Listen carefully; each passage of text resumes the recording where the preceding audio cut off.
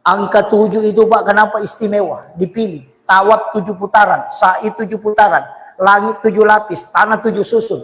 7 hari kelahiran disuruh akikah. Kalau tidak sempat tambah 7 hari. Kalau masih tidak sempat tambah 7 hari. 7 tahun umur suruh dia sholat. Kenapa selalu pakai angka 7? Kenapa bukan 5 tahun kelahiran suruh sholat? Kenapa pakai 7 tahun?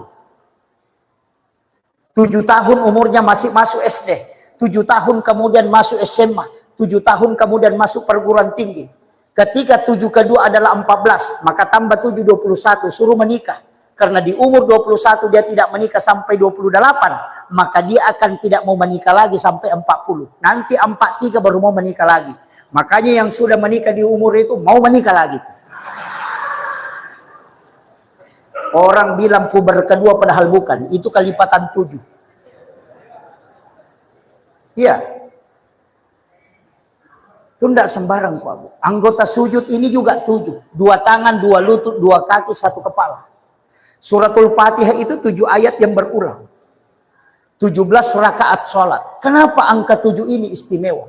Karena itu dipilih oleh Allah Subhanahu wa Ta'ala. Ulama kita itu sudah dulu tahu itu.